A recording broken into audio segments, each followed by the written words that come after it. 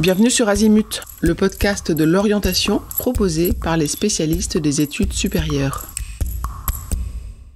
Dans cet épisode, nous répondons à la question « Comment préparer un échange avec des étudiants ?» C'est une étape importante avant la validation de votre projet d'orientation. Dans cet épisode, nous vous accompagnons spécifiquement dans la préparation d'un questionnaire d'enquête destiné à des étudiants. Ce questionnaire vous est utile pour recueillir les informations qui vous manquent et dont vous avez besoin pour choisir vos études et décider de votre orientation. Il est destiné à des étudiants qui poursuivent des études qui vous attirent. Ces informations sont différentes et complémentaires de celles que vous obtenez lors des salons d'orientation, des journées portes ouvertes ou sur le site internet. Pour préparer cet entretien auprès de la personne de votre choix, listez toutes vos questions et organisez-les. Lors de votre échange, vous les adapterez à votre interlocuteur. Il y a deux types de questions. Les questions fermées, qui vous permettent d'obtenir une information précise, comme quelles sont les matières enseignées en première année. Là, la réponse attendue se limite à une liste. Et puis les questions ouvertes, où vous invitez votre interlocuteur à donner son avis. Par exemple, pour quelles raisons avez-vous choisi cette école ? À cette question, on s'attend à ce que l'étudiant nous donne plusieurs raisons personnelles qui l'ont entraîné à choisir cette école. L'ensemble des questions susceptibles de vous apporter des réponses pertinentes pour votre projet d'études sont axées autour de plusieurs sujets. Le premier, autour du parcours de l'étudiant. Quelles étaient ses options, ses spécialités au lycée ? Quel type d'élève était-il ? Avait-il des activités, des engagements en dehors de l'école ? Un autre axe peut être autour de son projet. Pourquoi est-ce qu'il s'est orienté dans cette filière ? Pourquoi dans cette école ? Pourquoi avec cette formation ? Et autour de la formation elle-même, les questions peuvent être par exemple, quelles sont les conditions d'inscription et d'admission ? Quel est le contenu des cours ? Quelles sont les matières enseignées ? Les options proposées ?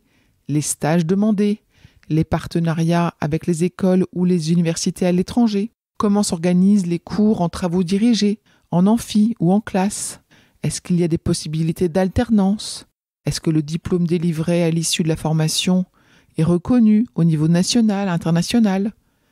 Comment est la vie associative ?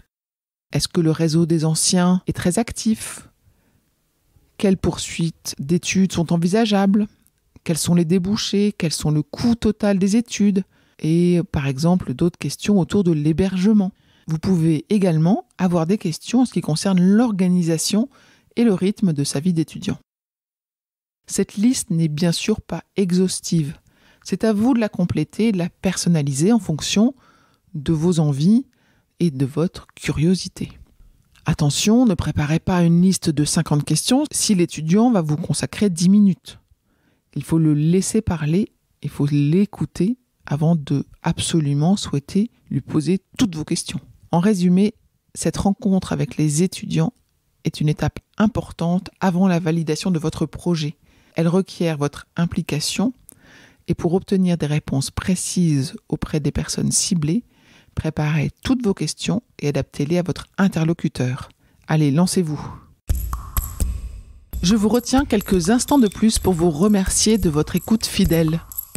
Les nombreux messages que vous nous envoyez nous touchent beaucoup et nous lisons toujours les avis que vous nous laissez sur Apple Podcast avec émotion. Si ce n'est pas encore fait, allez nous déposer 5 étoiles et rédiger votre commentaire sur Apple Podcast et sur Spotify. Vous pouvez également vous abonner pour avoir les épisodes dès leur sortie. Et surtout, partagez l'existence du podcast autour de vous. Parlez-en. Pour bénéficier d'une lecture d'épisodes par thématique, nous vous recommandons d'aller sur notre site azimut-podcast.com. Vous verrez, tout y est très bien classé. Je vous souhaite une bonne journée ou une bonne soirée et à bientôt sur Azimut.